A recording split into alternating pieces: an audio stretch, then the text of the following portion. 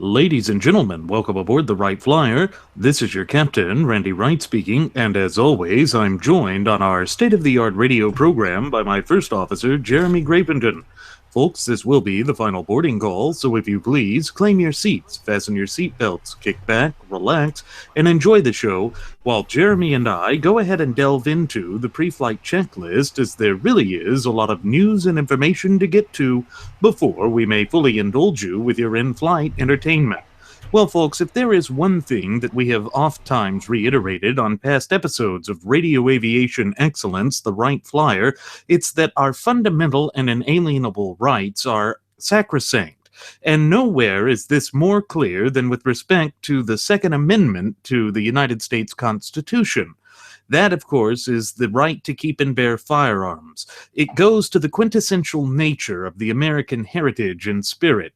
Our entire nation was born from a battle that was sparked as a direct result of the British regulars attempting to strip and deprive the colonial continentals of their firearms, and thereby their ability to protect themselves and their families. And as we look upon this aspect of the national heritage, character, spirit, and above all, identity of the American people, who are the true ultimate wielders of popular sovereignty, in this once thriving and flourishing and, dare I say, vibrant representative republic of ours, it's baffling to see that even after we've had such rulings as Heller and the McDonald cases, that we find that the courts are just as eager as ever to strip us of that sacred right. We see now that the Ninth Circuit Court of Appeals has moved forward with a plan to deny and deprive the citizens of the state of California of the ability to carry conceal. In a recent ruling, the court held that there is no constitutional right to carry to conceal. But if you look at the clear and concise language contained within the four corners of the Second Amendment, it ends with "shall not be infringed." I'm not certain why this is such a difficult concept for those Fabian socialists who are just frothing at the mouth to strip and deprive us of all of our sacrosanct liberties to understand, but they don't understand it. They don't care. They just act in a way to strip and deprive us of everything. You see, folks, it really comes down to control. This is what they are all about. They want to control the facets of our daily lives so that we are essentially serfs. Remember that Alexis Tocqueville, that French philosopher who loved the United States of America in its, fledgling days, stated that anyone who espouses socialism, or anyone who embraces that twisted ideology that would be theft by any other name, was actually embracing a new age form of feudalism. And remember that under a feudalist system, the true popular sovereigns, the people, were not allowed to arm themselves or to be able to defend themselves. You see, we are headed down that dark and dangerous path right now. But I can already hear in the back of my mind the shrill voice of the lion Trumpidians and the trumpeteers coming forth in their coarse, discordant tones, shrill as ever, attempting to say that this is just proof that we need Donald J. Trump because he will ensure that the Supreme Court has proper justices on it. The problem that I have with that is if you look back to the assault weapons ban that was proposed by Dianne Frankenstein back in 2013, Donald J. Trump was an ardent supporter of it. And that's already a step in that direction. Furthermore, Trump bans people from being able to carry, concealed or otherwise, on any of his hotel properties. And when you see that this is an integral part of who he is and the way that he runs his own so-called empire, it's a great reflection of how he will be running the nation should he gain control of the reins of political power. Now, yes, they're going to try and say that he's going to be restrained, but since we're talking about a court issue here, let's see how he's been reacting with Judge Gonzalo Curiel. irrespective of the fact that we've already told you that Curiel had that connection with the La Raza Lawyers Group, and that also Kimberly Guilfoyle had that connection as well, the Lion Trumpvidians aren't going to say anything about that other than, you see, it's just unfair. But even his own lawyer, who has donated money to Hillary Clinton, by the way, said that Donald Trump is handling this incorrectly. So we already see that there is no restraint. We see that he already stands in opposition of our fundamental and inalienable right to keep and bear firearms. And therefore, again, I'm not seeing any distance in the water between he and Hillary Rotten Clinton. And so either one of them is going to put the Second Amendment at risk. This is why both of them, or rather neither of them, should be allowed anywhere near the reins of political power in our representative republic. This ruling by the Ninth Circus Court, this is the same court that overturned Prop 8, not once, not twice, but 3 times, in various different forms of it, abridged the right of the vote of the people of California in pertaining to same-sex marriage and all that nonsensical drivel. They're the same ones I believe may have had something to do with AB 962, making a ruling on that. Which, by the way, folks, our first Air Marshal Nelson Ward filed an amicus brief on that, and got that all shot down and squared away. And speaking of our first Air Marshal Nelson Ward, we would like to wish him a very happy birthday here at the Radio Aviation X Wright Flyer. We are actually missing him on the show tonight because this episode tonight pertaining to the Second Amendment is right up his alley. We could actually just sit here and just ask him questions and he would answer all of them for all of us. So, very happy birthday to you, Nelson. Wish you could be here, buddy, but enjoy your birthday dinner and your events you got going on. Now, with that said, it's not just the DC v. Heller case. It's not just the McDonald v. Chicago case where the Supreme Court actually had it right to a certain degree. We have a whole slew of cases throughout the history of this nation and the time that the court has existed, going all the way back to, I think, 1805, 1803, somewhere in there. But we have cases like I. Allen v. U.S., D. Beard v. U.S., Abernathy v. U.S., Tennessee v. Garner. It goes on and on and on. And every single time the Supreme Court has gotten involved with a Second Amendment issue, they tend to actually do the right thing. And they use those other cases as precedent. I mean, we have a long-standing precedent where the court has said the right to keep and bear arms shall not be infringed. And that's the whole auspice of it. And people say, well, it pertains to the militia. How many times do we have to explain this? The militia is the people. And militias it is the people. Don't have rights. And militias do not have rights. People have rights. And it is the people that is the sole subject and core subject of that amendment. It is the people's right. After all, it is we the people that ordained and established the Constitution. And with the preamble to the Bill of Rights, that solidified the Second Amendment amongst all of the other first 10 amendments as carrying the full weight, force, and effect of the Constitution as supreme law of the land. So if the Ninth Circus Court wants to make these rulings or whatever, this is our message to them. 6-2 or fight.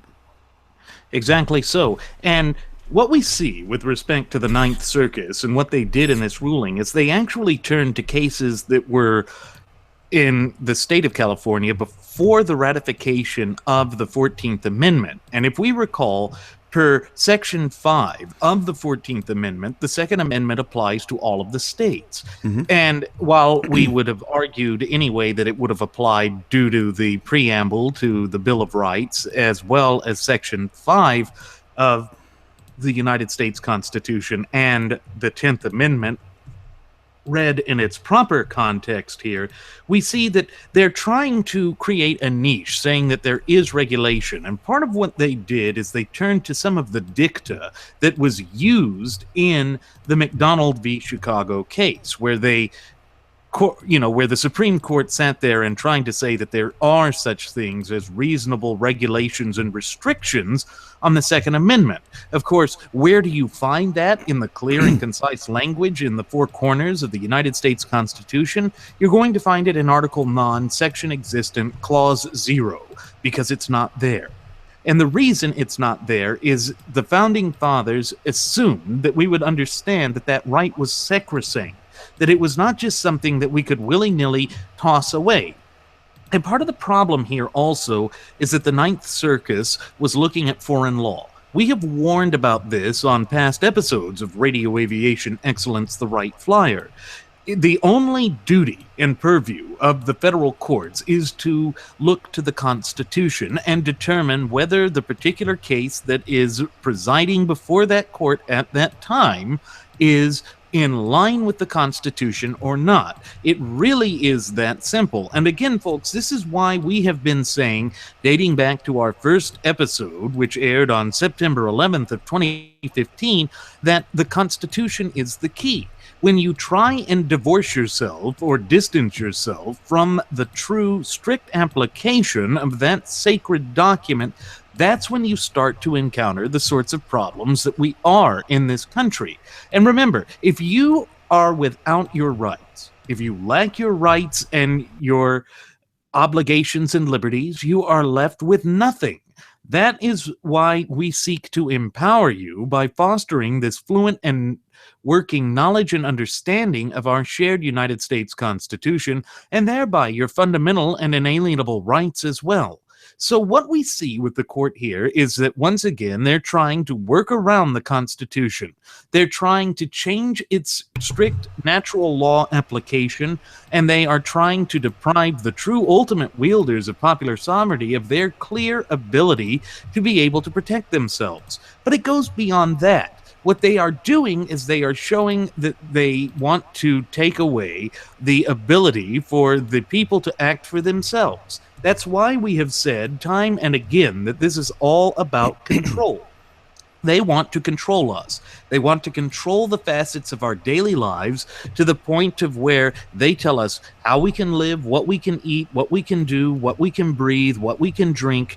There is no end to it. And that's a major problem, because when you try and get around that, that is when, Jeremy, I'm sure you've noticed this as well, that's when you start to see the type of control that is being foisted upon us.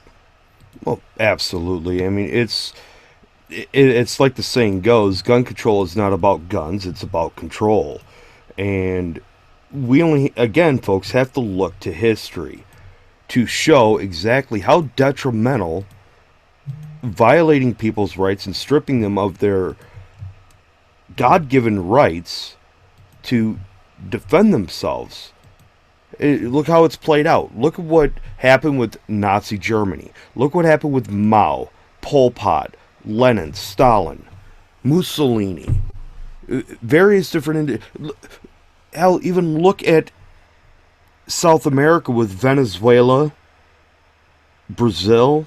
I mean, you look at all of these defunct communist and socialist countries and their leadership, and look at what they've done. It's all about themselves maintaining power, and to hell with the people. That's the issue.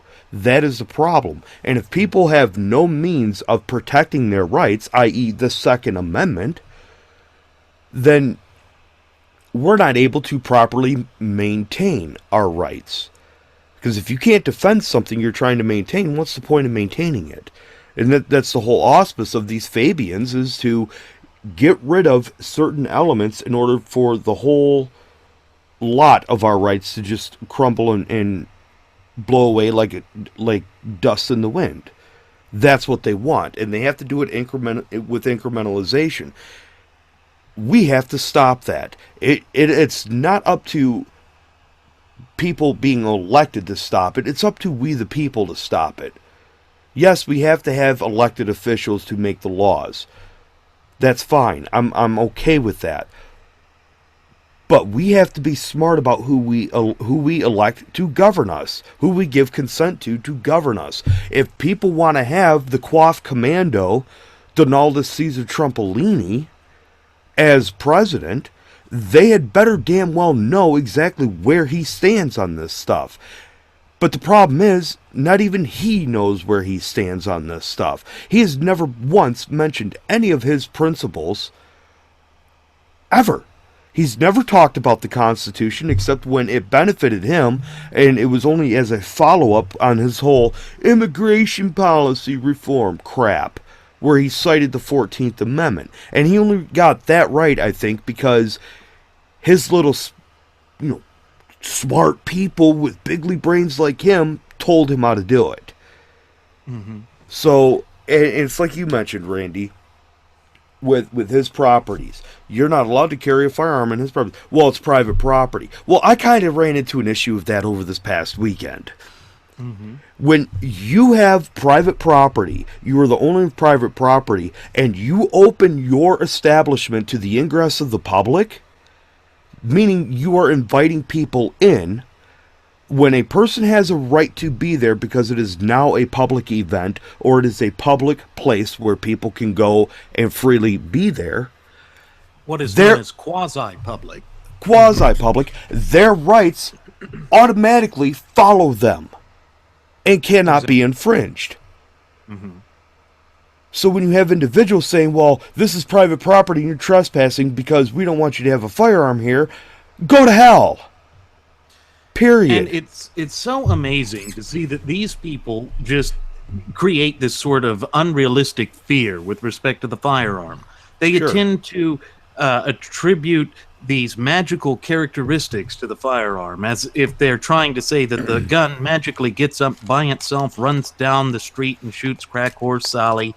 And Crack Horse Sally was just a good contributing member of society. I mean, she gives the gift that keeps on giving, which may or may not be a good thing.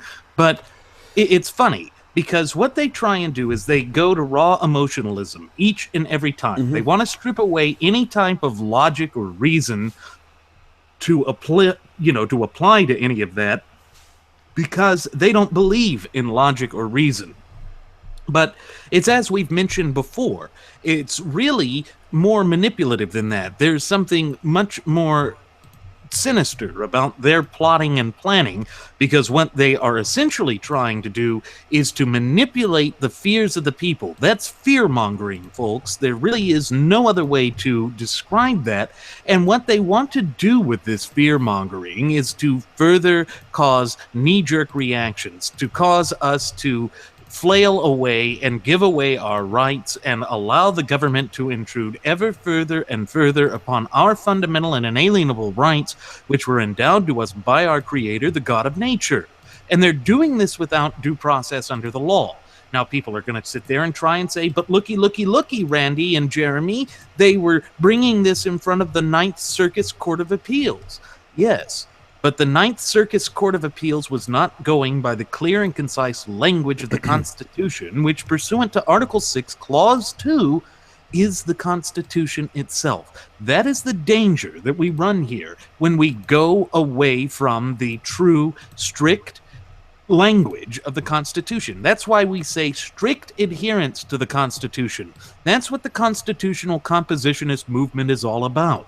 We stay true to the Constitution to defend it so that it may defend our rights. There is no other way to do this other than as we're doing it now, to spread the knowledge of the Constitution and to act in its benefit and in its defense.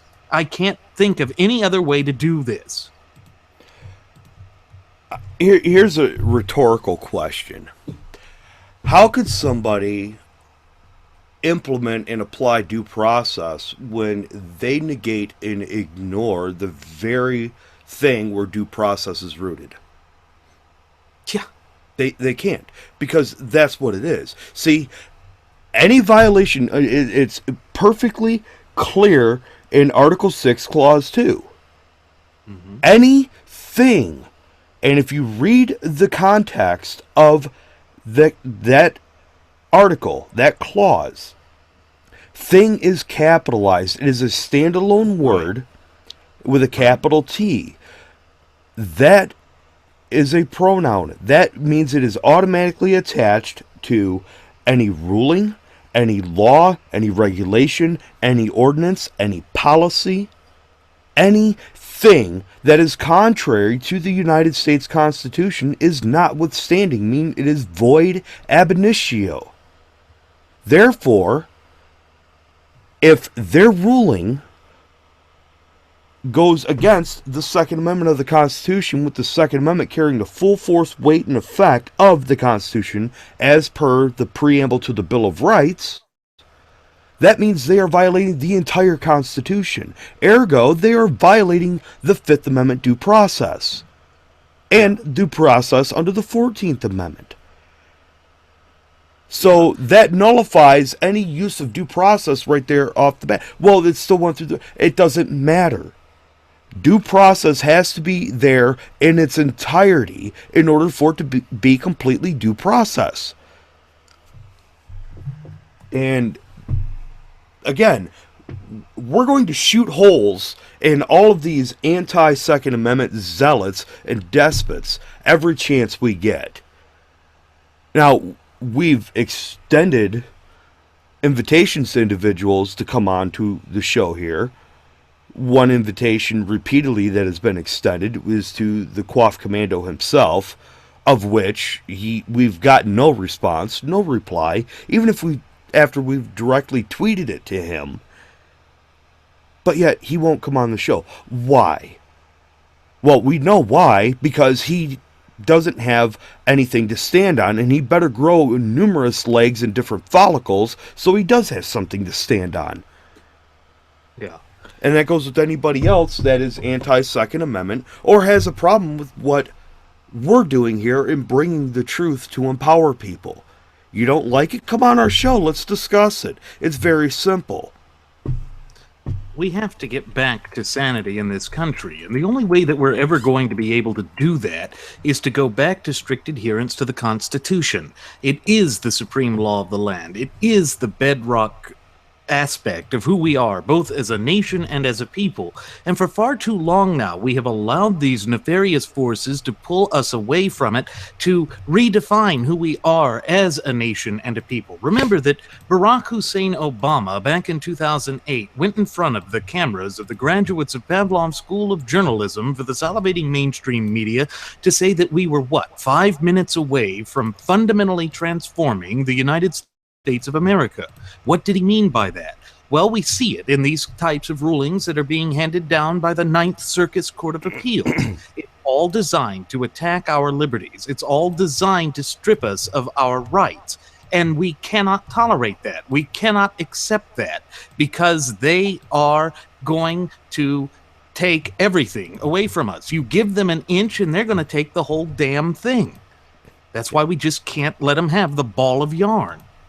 Sure. And I want to add this to it as well, Randy. For any individual that does not own firearms for whatever reason, whatever your belief is, if you don't believe in firearms, you don't believe in owning a firearm, you don't believe in using a firearm, or any other arm to begin with, we're not talking about just firearms here, folks. The right to keep and bear arms is applicable to anything as it was defined by the Founding Fathers, specifically Madison, I believe, in the Federalist Papers. Federalist 43 or 47, I can't quite remember right now, right offhand.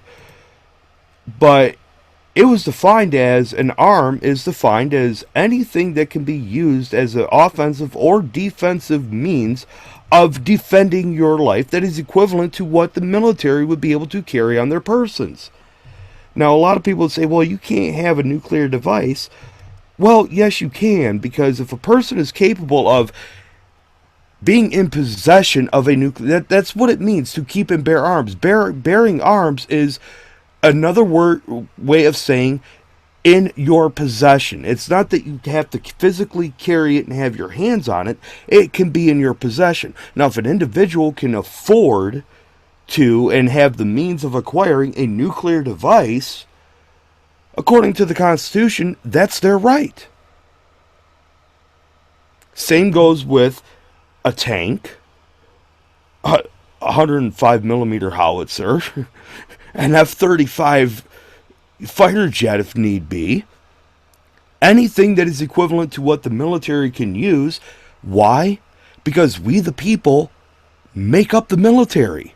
The military would not exist if it was not for we the people. It has to be made up of we the people, the sovereign citizens. Why? Because we're not going to have other individuals from other countries who have no allegiance to the United States and our shared Constitution defending our rights. First of all, they're not going to do it. Well, it doesn't have any meaning for them. There's no meaning for about them. it, they've never had to swear allegiance to it.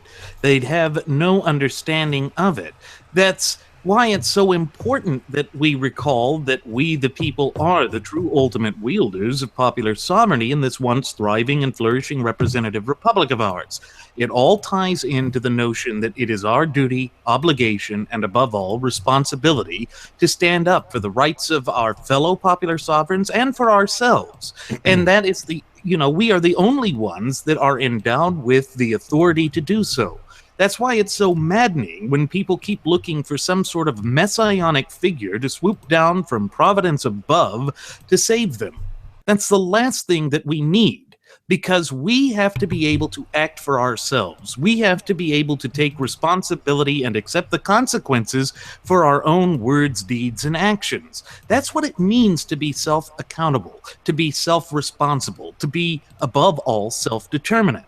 And you see, that was what the great vision that our founding fathers had when they conceived this representative republic some 230 plus years ago.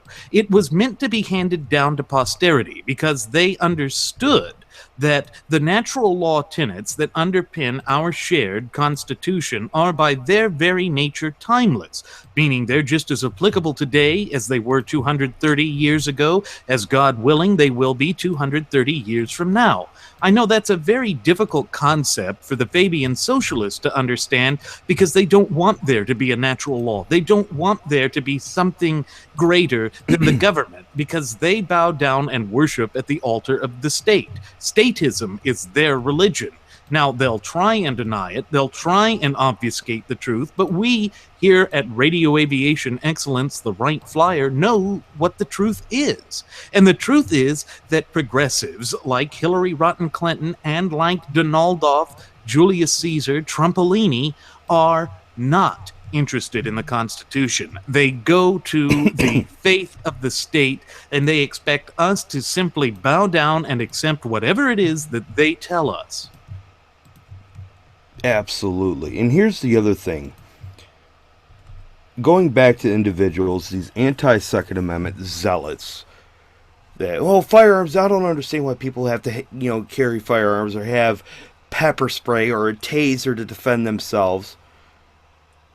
Well, here's the thing. It's called a right for a reason. If you don't believe in any of those things, if you don't believe in self-defense, if you believe that the police are always going to be there to protect and serve you and stop anything bad from happening to you, and you feel that it's your right to not own firearms or carry firearms, so on and so forth, guess what? We support that decision because it is your right. It's not all about, see, this is what the Fabians want to do. They put in these twisted semantics of utilizing only one side of the equation. They never look at the other side of people not exercising their rights because they have the right to not exercise their rights. If a person doesn't want to vote, sure, you have the right to not vote. Do we frown on that? As far as, do we wish everybody would vote? Absolutely. But, again, it is your right to vote or not. It is your right, meaning it belongs to you to do as you wish with it. If you do not want to have a firearm, that is your right under the Second Amendment. You can exercise your freedom of speech. If you choose to not speak because you have nothing to say or you don't want people to hear anything you say, that is your right. Yeah, it's very difficult for people who don't realize that part of the responsibility is knowing when and when not to exercise the Mm-hmm. rights. That's what it means to be reasonable in your exercising of your rights. And of course, what that also entails is why do we even have a criminal justice system? It goes in line with this very notion that it's there to protect all popular sovereigns, because our rights end where another popular sovereign's rights begin. That's why it would not make any sense to try and strip away the right and the ability of the true ultimate wielders of popular sovereignty, we the people, to keep and bear firearms because some people chose to violate the rights of others. That's what the court system's for. That is what our system of justice is for. But the frothing at the mouth Fabian socialists want to twist this in such a way as to make it as though the gun itself has these magical properties that will corrupt the mental faculties and facilities of certain individuals or all individuals, and that's why we just need to do away with firearms. But it's bizarre. It's not realistic. It's not logical. It's based on these knee-jerk, raw, emotional arguments where they try and implement this notion that you should never let a crisis go to waste. Well, Mm-hmm. that's what it's coming down to. They're trying to manipulate us. They're trying to deprive us of all that is rightfully ours, and we need to put our foot down and reiterate the most powerful, almost universally understood two-letter word in the English vernacular: no. No, you cannot strip us of our fundamental and inalienable rights. No, you cannot become this sort of tyrannical despotism in a land in which we were always vehemently opposed to any sort of totalitarianism. But we find that the presumptive nominees for either of the mainstay two political parties have embraced this sort of totalitarian thought. They don't want the people to be able to act for themselves. Why? Because they want the power. Again, it's the same thing with Obamacare, this so called Affordable Care Act. That Mm-hmm. too is about control. It's not about providing people with health care. It's not about improving people's lives. It's about handing the government essentially a blank check when it comes to the power of the government. And guess what the type of currency that's being expended here is? It's our rights and our liberties. And again, one only has to look within the the Charmin existence known as Obamacare, and I say Charmin, and many folks will probably get that because that's all it's useful for, if that. But I would caution, there may be some kind of disease that comes with it by utilizing it in that nature.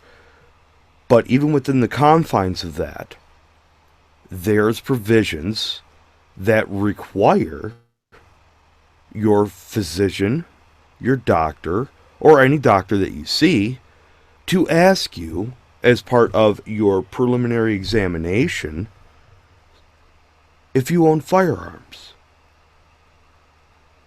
Where in the blue hell does any medical professional have any right to ask an individual whether or not they own firearms? In fact, where in the blue hell does anybody have any right to ask an individual whether or not they own firearms? Nowhere. Mm-hmm. But yet, because this is law, the Supreme Court has ruled on it not once but twice, saying that it is law, it's valid. Well, the Supreme Court got it wrong both times. Both times. Well, it's also an aspect of that twisted game of semantics that we've been warning about all the time here on Radio Aviation Excellence, the Wright Flyer. Because what they're trying to say is that it's a social health or mental health or public health issue. What in the hell exactly is public health, and who gets to define it? You see, this is the sort of problem that we encounter. We divorce ourselves from the true natural law tenets that underpin this constitutionally endowed representative republic of ours to then embrace these sorts of illogical fantasies that are foisted upon us by the Fabian socialists that have no place in an open and honest society like that of the United States of America. And the more that we allow this to happen, the more that they entrench themselves in the daily facets of our life, the more that we see the entire societal fabric of the United States begin to unravel before our very eyes. That is their goal. They want to fundamentally, drastically, and irreparably harm the United States or transform the United States away from a representative republic that recognizes the rights of the sovereign individual to this Fabian socialist dystopia that is designed to strip away all of our power, all of our rights, all of our traditions and institutions. And we see that they are continuing to double down on their efforts here to deprive us of all of our liberties. For what purpose? To gain control. Again, this is why we say that the Constitution itself is the key. By turning to the Constitution, we begin to deprive these charlatans, these hucksters, these snake oil salesmen from depriving us of those most sacred and sacrosanct rights and liberties of ours. And again, folks, it is we the people that have to stand up for these rights. It is our duty, our obligation, and above all, our responsibility to defend and promote and ensure that posterity may enjoy exercising these rights with even greater comfort and ease than we were able to do so. When it comes to the issue of public health and defining it, I think it was individuals like Kathleen Sebelius, that had a hand in that. Now, we had Cass Sunstein, which you quote, took a quote from him before, never let a good crisis go to waste. Again, this is all part of the Fabian agenda. Redefining everything they can get their twisted little claws into, manipulating it in a way that it fits their agenda for a certain portion in a certain while, and then they flip it on its head and throw it back out there so that they can fetch it again. It's kind of like a rabid cat playing with a live hand grenade. Batting it around like a little ball and this or that, and then when it's ready to go, boom, it just swipes it away, and it goes, explodes somewhere else, creates another mess, and out of that, you get more live hand grenades that come out, and they just start batting those around. These individuals need to be stopped. These Fabians, as far as I'm concerned, the best thing that can be done for them is for them to be non-existent anymore. We have to eliminate this notion of Fabianism. It is destroying this country. It's destroying the world, folks. It's not just the United States where they're destroying. It's all over the world. And anything that is, and this is why our Constitution is so benevolent, and it is so important, because it ensures we the people the right of life, to be able to defend our life against anything that would be detrimental to it. And when we have nefarious individuals like Fabians coming in, poking and prodding, stripping away piece by piece, bit by bit, your rights, when all of your other rights are gone and you're left with nothing but being able to just suck air and breathe and just exist as an empty shell of a person, what's stopping them from snuffing you out and taking that away from you too? Well, there's nothing, because exactly. If you think about it, one of your fundamental and inalienable rights is the right to life. And we see that they also want control over that. That's the other part of this so-called Affordable Care Act, or as it's known in the common vernacular as Obamacare. It's so that they can then start forming these death panels to start saying that you are no longer a contributing member of society, and therefore you no longer deserve the type of treatment that you've come to expect. They are the ones that are attempting to put a monetary value on human life. It's disgusting. It's truly wicked. It's truly despicable.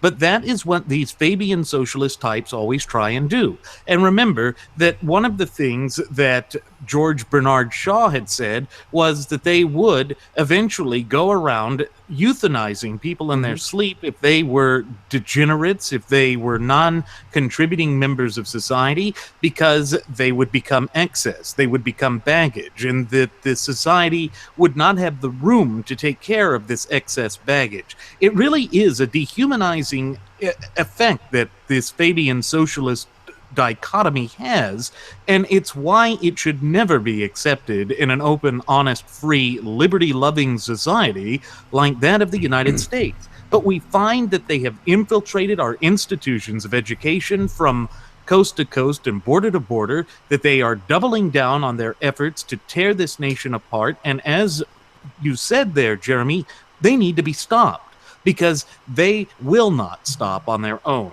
They are seeing the light at the end of the tunnel, and they think that that is their victory, that their goal is within grasping reach, and they are going to sprint to that finish line.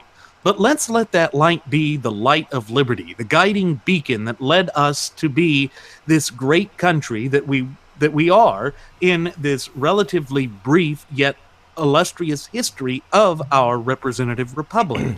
It's going to require that we, the people, stand shoulder to shoulder in solidarity and unity and put our feet down, because if we don't, they will deprive us of everything. That is their goal. That's what they've been working towards for the past century and a half. And the evidence, the great weight of the evidence is around for all of us to see. All you have to do is just kind of look around, and it's right there.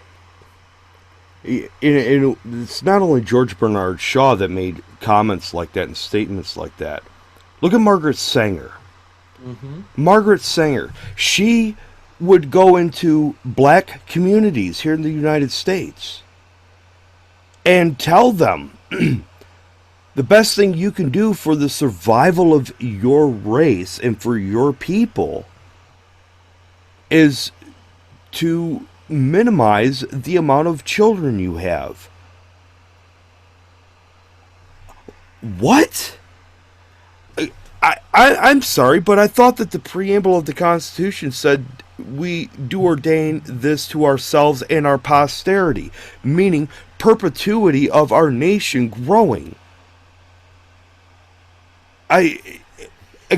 This is when you have individuals like Margaret Sanger, and it's lucky for her that she's long since been dead and expired and became worm feces, that she's not alive today. Because if she were, I would find it within my obligation and duty to stop her from doing this stuff, because it would be protecting the rights of other individuals. See, it's not only about protecting our rights, but like Randy said, it's about protecting the rights of each other. Standing together, unified. We have to be unified under our Constitution. Period. That's the only way that our country can continue on operating the way that it is, in its greatness that it has been ever since its inception. And when you take people like Margaret Sanger and other things that she said, the most merciful thing that a family can do for its infant children is to kill them. And then when she purports things of, well, if you have children that are born with deformities, or if they're born with mental incapacities, you should just kill them. We have to rid society of these individuals because they're going to drag us down. Her, George Bernard Shaw, Adolf Hitler loved Margaret Sanger, idolized her. And Donald J. Trump. And guess what? Hillary Clinton, folks, is a recipient of the Margaret Sanger Award. Mm-hmm. She accepted an award from that is based on this nonsensical drivel. Well, Margaret Sanger she did great things for, the women's movement and women's suffrage and blah, blah. Shut up. Just shut the hell up. Because as far as I'm concerned, again, Margaret Sanger is worm feces.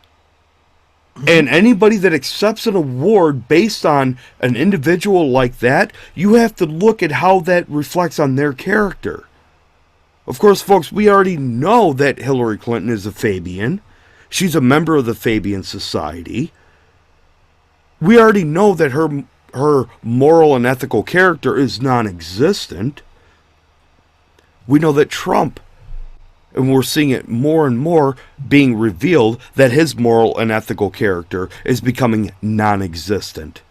And again, we have to look at these individuals. This is why we have to be allowed to vet them. This is where freedom of speech comes in. When people do research on these individuals, look into their backgrounds, look at all the actions and things that they've stood on, so to speak, we have a right, we have an obligation to convey that to people, to each other. But, what we see with respect to the Lion Trumpidians is no matter what you show them of Donald's past, they say, well, he's changed, or Ronald Reagan was a Democrat too. A leopard can't change its stripes. Yeah. Here's the thing. With Reagan, he had been a conservative for 18 years. I don't even think Donald J. Trump has been a conservative for 18 milliseconds. He has not once espoused conservative ideology. He may pay lip service to it, but that's all. And see, when there is nothing there to convince us that he would stand up for our sovereign rights, then he is not worth trusting to place the reins of political power at his disposal, because who knows what he would do. He is a great unknown, and that is a dangerous thing, particularly when you consider that the United States of America is in the midst of an identity crisis coupled with a slew of constitutional crises brought about thanks due in no small part to these disastrous 2 terms of the Barack Hussein Obama regime. We have got to get back to a modicum of sanity in this once thriving, flourishing, and vibrant representative republic of ours. And we certainly are not going to be able to accomplish that by turning our back on our principles, turning our back on our traditions and institutions, because we see that the Fabian socialists have set their sights on it. And I'll tell you another thing that I'm getting rather tired of hearing, particularly when we start seeing our Second Amendment come under attack, when we see that the Donaldoff wants to also embrace universal health care, all of this sort of governmental drivel and control. I'm getting sick and tired of being told that the lesser of 2 evils is the only option that we have, that there are only 2 choices. Since when has that been written in stone? I do not have to support Hillary Clinton, nor do I have to support Donald J. Trump. And not supporting one does not automatically mean supporting the other. It is possible to support neither. And that is exactly what we have advocated here on Radio Aviation Excellence, the Wright Flyer. Now, that's not telling you how to vote. We don't deign to do that because that is your fundamental and inalienable right. And we don't expect anyone to tell us how to exercise our fundamental and inalienable right. That just goes to straight common sense and logic. But we see that the Lion Trumpidians don't believe in that. We see that they don't adhere to it. We see that they continue to goose step in lockstep with anything that the mafioso quafioso tries to say in his Waffle House of disorder, chaos, disunity, and disloyalty, because he also has his voters raise their right hand and take an oath of loyalty to him. Folks, there is only one thing that we swear allegiance to in this representative republic of ours, and that is the United States Constitution itself. To go against that, to do anything in violation of that, is to abandon everything that we hold near and dear here in the United States of America. There is no way to sugarcoat that or to candy coat it. But the graduates of Pavlov's School of Journalism for the salivating mainstream media aren't going to talk about that. They're not going to cover that in any detail or of any significance. Not at all. Now, Randy, it just occurred to me. I found the equivalency of an award for Donald Trump that mirrors the Margaret Sanger Award for Hillary Clinton. See, Hillary Clinton accepting the Margaret Sanger Award is the same thing as Donald Trump saying, I never read the Constitution because I never saw any value in it. It's the same thing. See, when you accept an award that's based on an individual like Margaret Sanger, again, it speaks to your lack of morals and ethics. Just as when Donald Trump says, I never read the Constitution because I never saw any value in it. That speaks volumes. That right there, folks, that one statement, everything else that he's ever said pales in comparison to him making that one single statement. That one statement, regardless of what he believes now or what he believed back then or what he's always believed, making that one statement and standing behind it should show everybody and should shake them to their core. If he doesn't see any value in the United States Constitution, our shared United States Constitution, what makes anybody so adamant about believing anything else he says? If he's not, if he has no qualms about saying, well, there's no value in the Constitution, it's this, I never read it probably because I can't really read, I'm an illiterate wall builder, Trump Towers, blah, blah, blah. If he doesn't want to believe in it and he doesn't want to find any value in your rights, your principles, which are rooted in natural law, that tells me, A, that he doesn't see any value in Christianity or any religion whatsoever. He doesn't see any value in people being able to speak freely. Doesn't see any value in people being able to defend their life and their property. Doesn't see any value in people being able to vote. We've seen that with his approach to eminent domain. Yes. So it's clearly already been put on the table. We've already seen the way that he's going to react. Think of the way that he talks about with respect to the Bureau of Land Management Manipulation and Malarkey. Yeah. And what he's saying there is he doesn't want the states to be able to have or to exercise any control of ownership over it because he wants the land to be great. You see, another empty platitude, much like that his entire campaign slogan has been based off of Make America Great Again. Let's stop insinuating that America ever ceased being great, and let's get back to putting America onto the path to prosperity. If Donald Trump was serious about the plight of the American people, he would do one thing. He would drop out and let a constitutional compositionist take the mantle to get this country back on track. But he's not going to do that. He's not going to do that because he doesn't believe in the Constitution, as Jeremy just said. I'll take it a step further. If he wanted to do something great for this country, he should just throw himself off of the Chrysler Building in Chicago. I don't want to have to force people to have to clean him up. Well, that's okay. That's what all those community organizers are for, you know? Whatever the case is. See, the point is, we don't want that kind of leadership for this country. We don't want that kind of leadership for we the people. See, folks, we're not talking about just my rights or Randy's rights. We know what our rights are. We are perfectly capable of defending our rights, and we're more than willing to do so at the drop of a hat. It doesn't, when it comes down to it, again, 6-2 or fight. But we are more adamant about everybody that listens to this show, whether they like it or not, whether they have, they find favor with the show or disfavor it, whatever the case is, it doesn't matter. Because ultimately, we are all United States citizens. We all share our Constitution. If people don't want anything to have to do with the Constitution, okay, fine.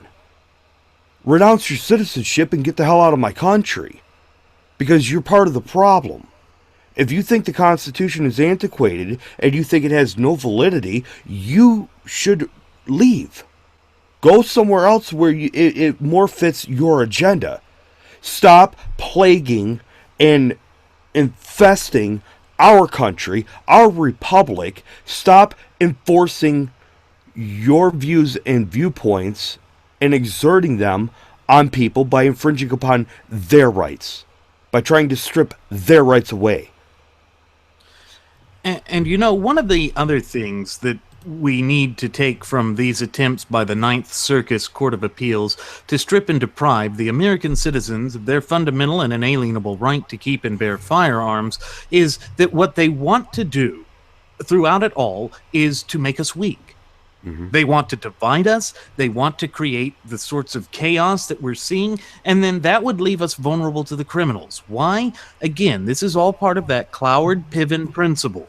They want to overwhelm the systems that currently exist so they can then replace it with their Fabian socialist dystopia. Of course, that sort of system should be soundly rejected by the true ultimate wielders of popular sovereignty, we the people. That is our duty and our obligation as well as responsibility. But we find that because they have infested so many aspects of our daily lives that they overzealously regulate everything so that it has become so difficult to maintain our way of life that people just don't have the energy to go forth and to combat these sorts of attacks that have been leveled against the popular sovereigns. And that's something that the great visionary Zygmunt Dobbs warned about in his magnus opus of Keynes at Harvard some 60 years ago.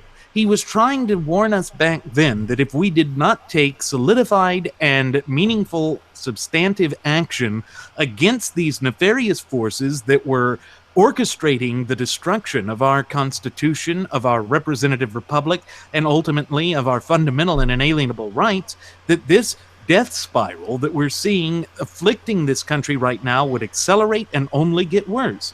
And folks, it has gotten worse. It's continuing to get worse. And it will continue to get progressively worse until we take decisive action in our role and in our capacity as popular sovereigns. Now, I know that's easier said than done. I know that it is a heavy burden to carry this weight on our shoulders, but folks, there is no one else to carry this weight. It is our cross to bear. It's nobody else's obligation but we the people. Right. And that's what I was alluding to with our military being made up of we the people. Because and it's just like you said, we the people, we swear allegiance to the United States Constitution above anything else as, the rule of law. Now, granted that the Constitution is rooted in natural law, of course individuals who are Christian in nature or religious in nature, they're, first and foremost, their religion is going to be placed above that. I'm okay with that, because them being able to do that is only by way of the Constitution, specifically the First Amendment. Now, with the continuance of this country being beaten down and trodden on, every day I'm reminded of, and I use this phrase just about every single day. I recite it to myself every day as kind of a motivational starter. And I got this from my 12th grade English teacher. It was one of those, educational, motivational, inspirational posters he had hanging on the classroom wall. And it says, "The beatings will continue until morale has improved. Until we the people collectively come together and unify under our shared Constitution and maintain our rights for ourselves, our posterity, and for each other, and learn how to defend each other's rights, we're going to suffer these slings and arrows known as Fabian antics with political correctness, indoctrination, moral relativism, so on and so forth. It is only we the people that can combat that. It's at our doorstep, folks. And the door's been kicked.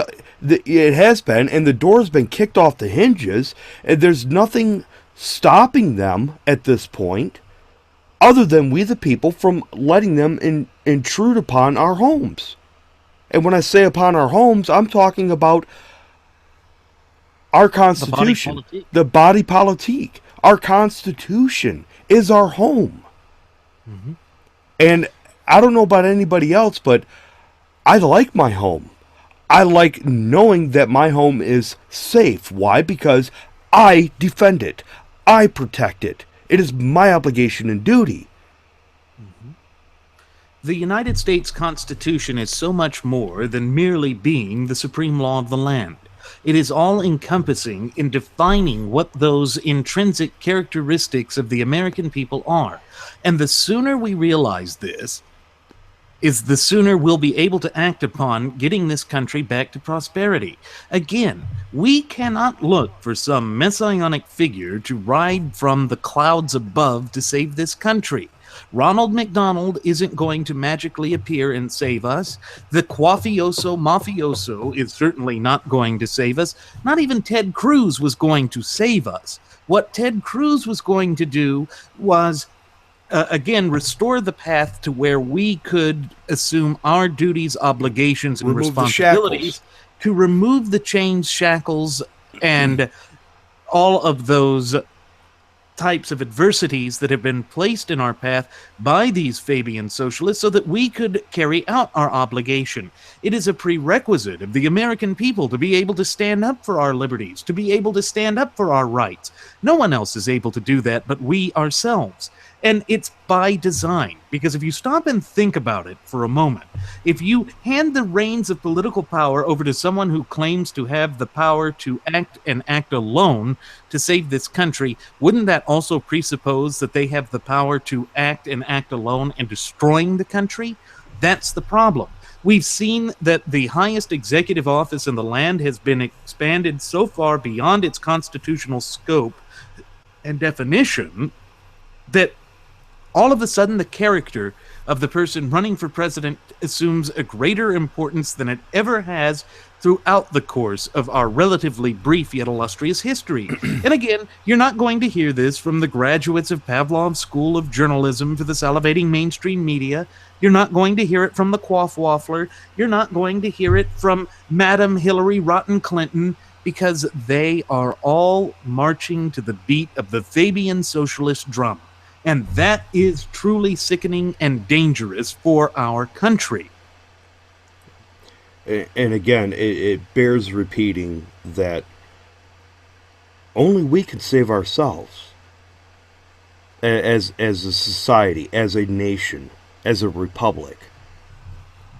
And people say, "Well, you're kind of excluding, you know, Christianity in the religious aspect, and of people accepting a savior, a heavenly savior in this and that." It's not at all, because here's the linchpin that ties both of those together.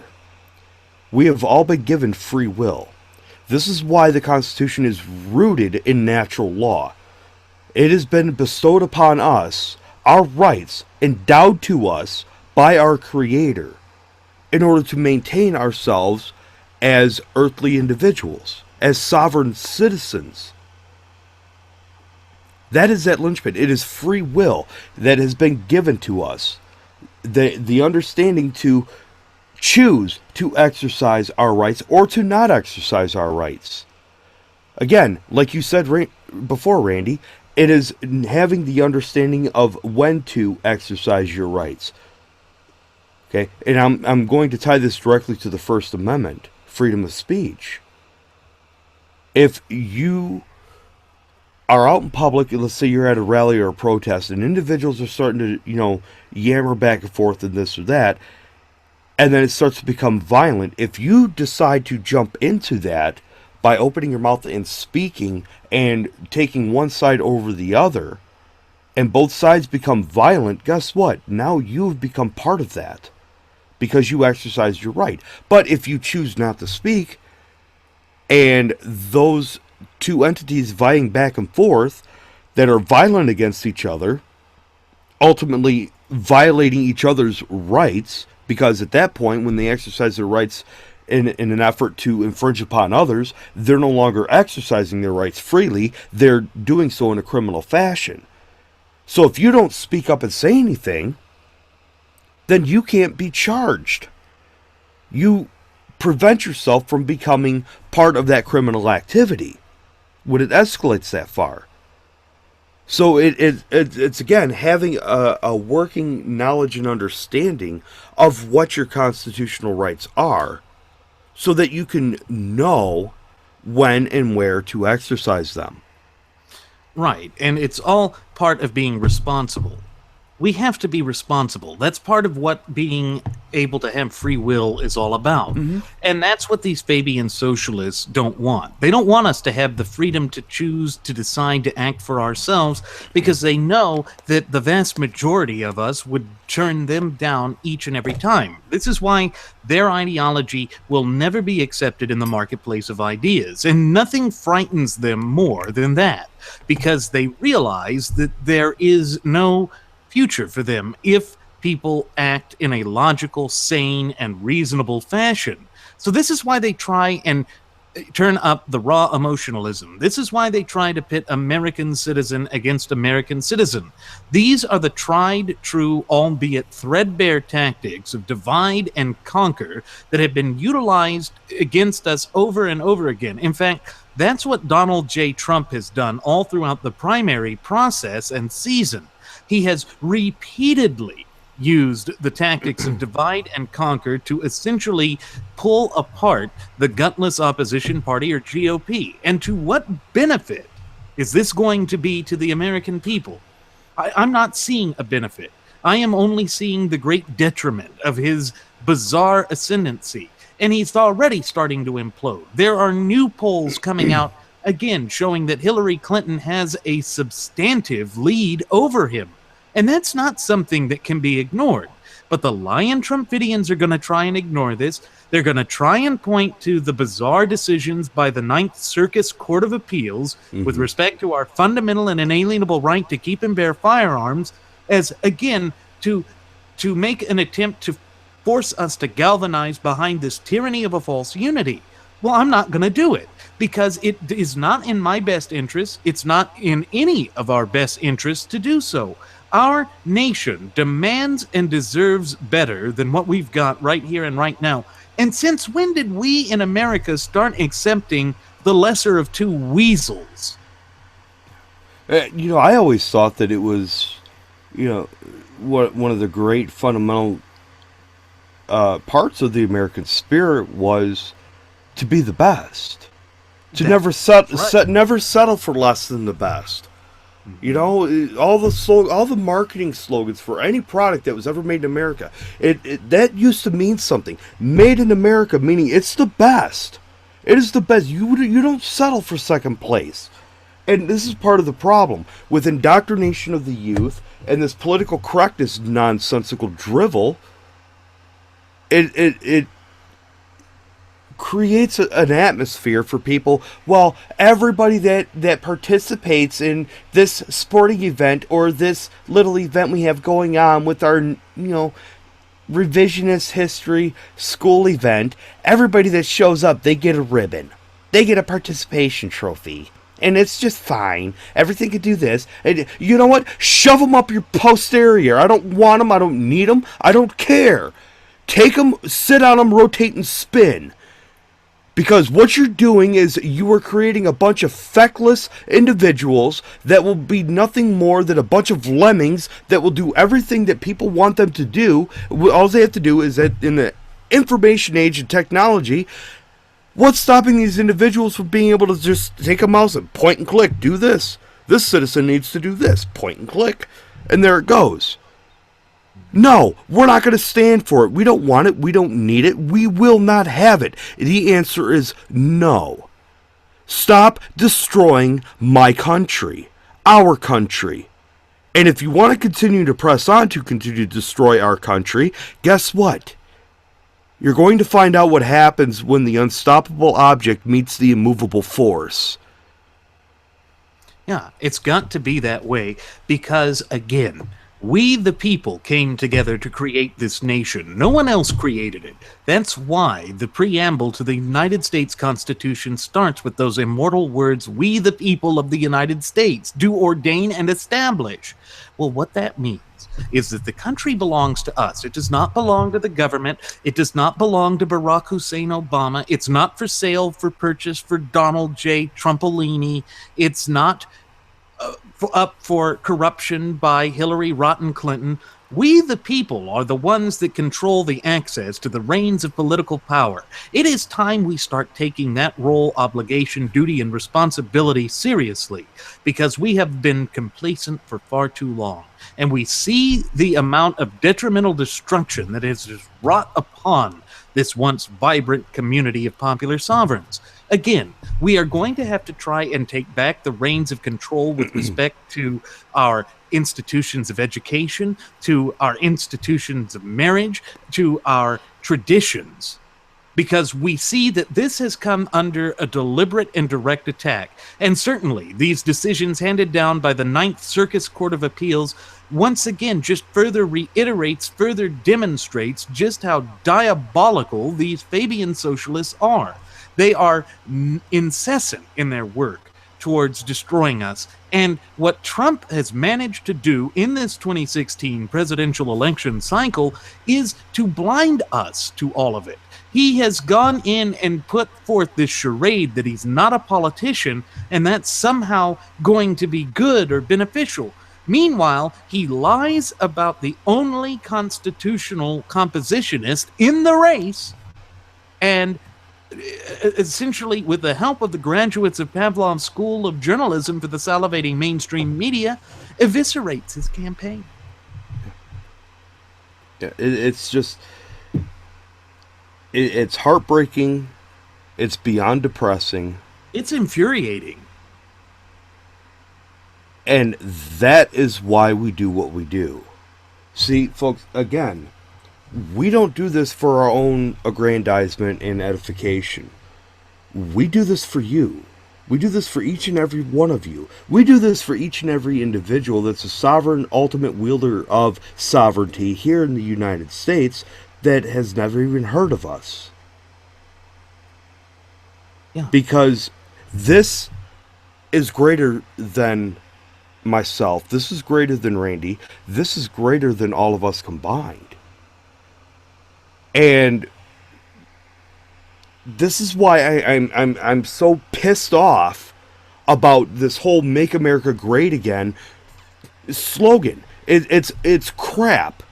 It is crap. Absolute garbage. Because it takes away from that portion of the preamble to form a more perfect union. It completely tears it down and diminishes it. People say, well, he's making America. No, shut up. You cannot make something great that has never stopped being great. You can make it better. You can make it more perfect, meaning to achieve the highest level of perfection in our lifetimes as humanly possible. Again, folks, there is nothing on this earth that is perfect. Nothing. And this transposes into these people saying, well, if you don't vote for the lesser two evils, you got to stop wanting the perfect candidate. There is no such thing as a perfect candidate. There is no such thing. Anyway, our support is to the Constitution. Our Yes. support has always been to the Constitution. Why are so many people in America willing to close their eyes to the fact that there is this deliberate, incessant, unyielding assault on the supreme law of the land? Why is there not as much outrage in this country as there ought to be? I can't answer that, Randy. I really can't. Yeah. I mean, I can only speak for myself. I can quasi-speak for you, and vice versa, but, I can't even speak for our first-class passengers and cherished listeners. Mm-hmm. Because it's not my place. I can only speak for myself.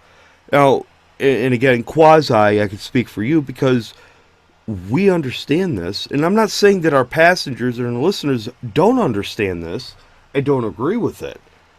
Right. Not in the least bit. I'm sure many of them do. But you're absolutely right that there needs to be more outrage of this. People want they want to embrace this sense of anger, the sense of rage. Well, direct it at something that matters.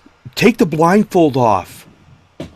Take the blinders off and focus. What does this really boil down to? Every election, no matter how well our economy's doing, no matter how bad it's doing, no matter if we get rid of all the alphabet agencies that are unconstitutional, or if they create more, it will always boil down to the supreme law of the land. Every single time. We can have the best economy, we can have the best government, the best people in there that support the Constitution, this and that, and guess what? That's not enough. That is never enough. You have to be vigilant with this. You have to always maintain the focus on the supreme law of the land. Why?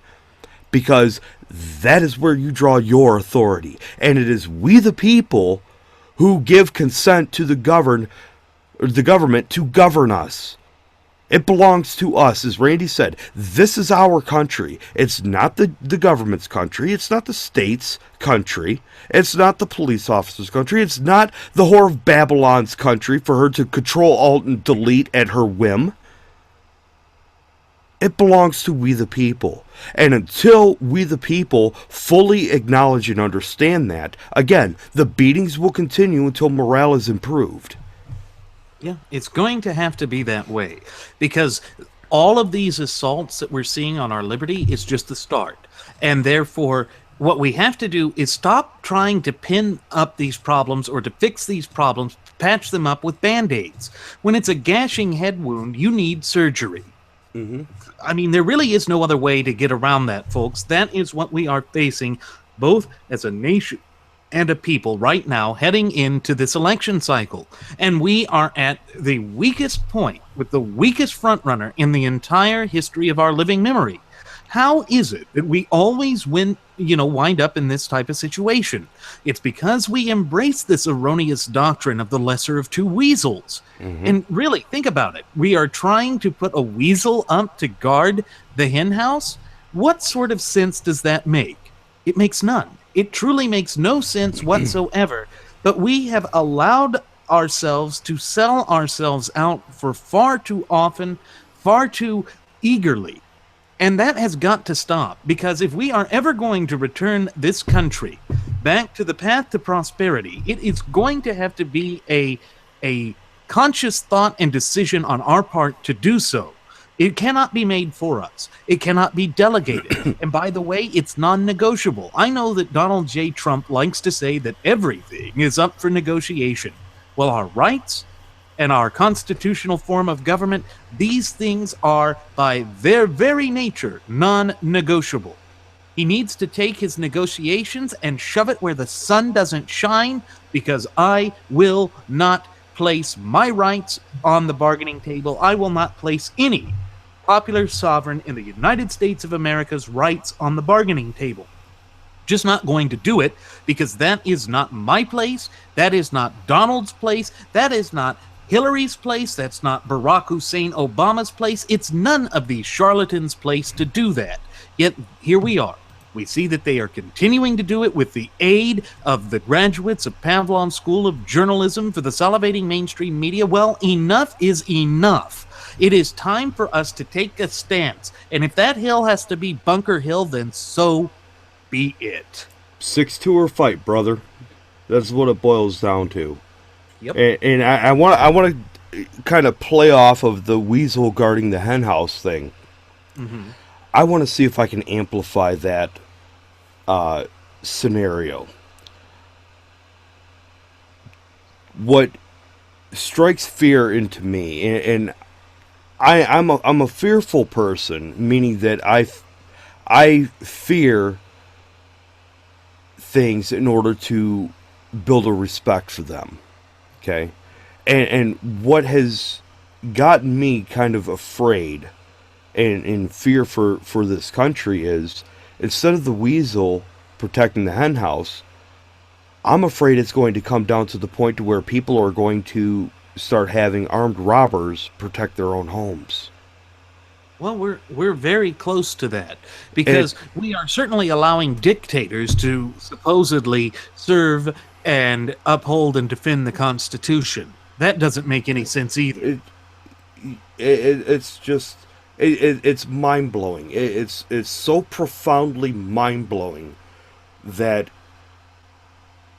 everything that was composed for us in with the inception of our country is just it's fading away. It's rotting and withering on the vine and just gonna fade away again like dust in the wind. We cannot, and I will not allow that to happen. I know you will not allow that to happen. I don't care if it takes my dying breath. Folks, many episodes over the past 11 months, we have said this. We will do everything within our power to stop this from happening. We are not doing this for us. This is not for us for fame, fortune, and notoriety. This is for the preservation of our republic. It is bigger than us. It is bigger than us individually. It is bigger than us as a whole. Mm-hmm. Our rights are sacrosanct, and I know that we have reiterated that both earlier on this program and in previous episodes of Radio Aviation Excellence, the Wright Flyer. But stop and think about it. What makes our rights so important? What makes our rights important is it helps define who we are as a people, our duties, our obligations, our responsibility, our role in society. Now, that's not to say it's a caste system. Far from it. Equal protection under the law is a quintessential aspect of this representative republic of ours. It means that we can do anything that we set our minds and our talents to achieve. It does not mean, however, equal outcomes, because we're not all equal in the same way. It just means that title of birth should not be used in a way to exclude us from trying.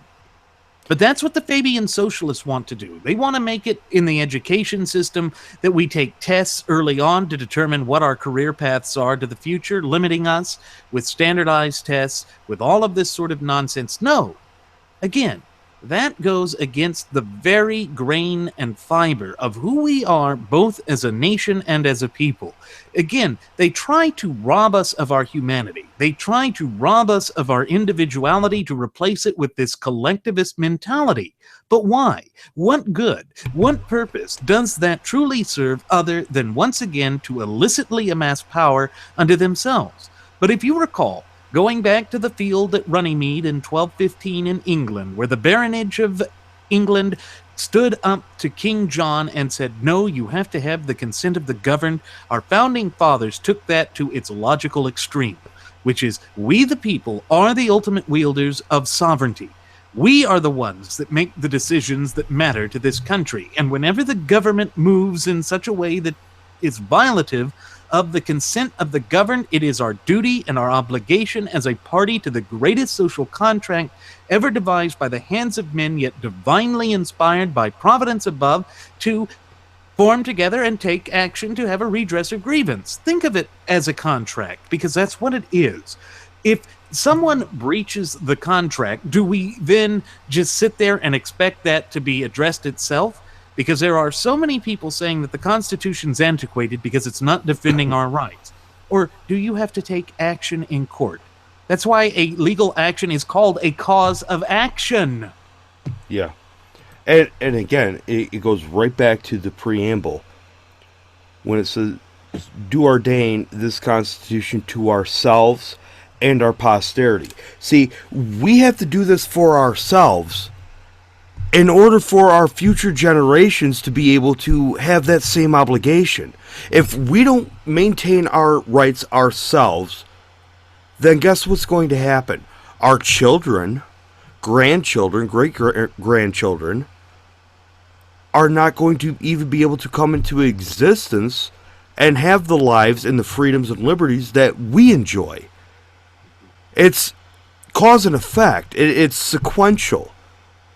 And if you look throughout our shared Constitution, you will see there's a common theme of things being sequential. And I'm going to give it a perfect example of this: the Fifth Amendment. The rights of life, liberty, and property shall not be deprived without due process of law. They are specifically listed and enumerated that way sequentially, because without life you do not have the means of obtaining property, and without property, or without liberty, without life you do not have the means of procuring liberty, and without liberty you do not have the means of procuring property. Mm-hmm. It's all sequential. That's part of the natural order of things. Yes. And remember that per the natural law, the first fundamental building block of any and every society is that of the nuclear family. Again, the Fabian socialists are opposed to that because they don't want there to be any control of the family. This is why they came up with that dreary, disgusting, and totally erroneous line of "it takes a village to raise a child." Again, it is that collectivist mentality that has no place in an open and honest society like that of the United States of America. And folks, if we do not take a serious stance here, if we do not have essentially a come to Jesus moment here in this country, then we will lose this for the future generations. We can ill afford to allow that to happen. And this is why we have taken such a stance not only against Hillary Rotten Clinton, but also Donald J. Trump. Because the New York Vulgarian certainly does not stand up for the values that we believe in. He is not advancing the cause of liberty. He is advancing the cause of himself, just as he always has throughout his 70 years of wandering this earth. And it's not just those two individuals that we're willing to take this stance on. If Ted Cruz behaved in that fashion, we would take a stance against him as well. Anybody that wants to behave in this way, you have us to deal with. You have we the people to deal with. We're not going anywhere. You are not going to silence us. You're not going to shut us up. You're not going to shut us down. It's not going to happen. Why? Because you cannot kill an idea. No. You cannot kill an idea. It will always ferment. It will always metamorphosize. It will always change into something bigger and greater than what it was before. And see, this is so beautiful about liberty. Yes, and this is what the Fabians do. They take an idea and they use it and they change that idea and they morph it into something bigger and bigger and bigger. But what they do is they actually transpose it into destroying everything, the whole auspice and intention and foundations of how that idea even came about. With free speech. With the ability to defend free speech via the Second Amendment. And all of these other things, even with due process, so on and so forth. That's, again, everything is sequential within the Constitution, and it is done so for a reason. It is all cause and effect. That's what it boils down to. Now, we here at Radio Aviation Excellence, the Wright Flyer, we've decided that we're going to fight fire with fire. These individuals, they want to take an idea and they want to twist it and change it into something that is detrimental to the sanctity of liberty and our unalienable rights endowed to us by our Creator and everything rooted in natural law. Well, guess what? We're going to take that same idea that they're building off of, and we're going to restore this republic. We're going to tear them down. We are going to get rid of that parasitic cancer known as political correctness. After all, we have declared war on it, and once you declare war, there's no turning back. And it's not just that. We're going after moral relativism, too. We're going to stand in staunch, stark opposition to any and every nefarious force that deigns or desires to tear this nation apart at the seams. And that means irrespective of what political party they belong to. So, Mitch the Turtle McConnell, all of you other little happy, sappy, dappy, detente wing members of the guntless opposition party or GOP, be warned. We are not going to tolerate any of this anymore. We are not going to just sit idly by and allow our nation to be trampled upon. This is our moment to come together as popular sovereigns to stand shoulder to shoulder in opposition to all and any of these forces that would act in detriment to we, the true ultimate wielders of popular sovereignty in this once thriving, flourishing, and vibrant representative republic of ours. This is the vow that we have made since the inception of our program. It is something that we will never turn away from. It is something we will never abandon. And it is something that we give our sacred, solemn vow to achieve and accomplish. Because we are the new resistance. Right.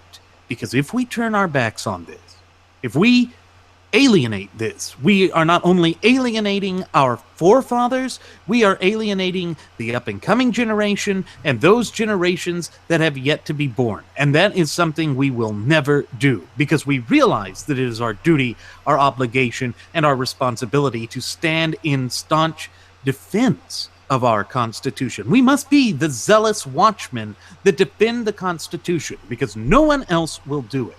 And with that said, it is time for us to begin our descent. I'm going to go ahead and send the flight attendant back for one last round of alcohol. I guarantee you she will not try and take your firearms like the Ninth Circus Court of Appeals.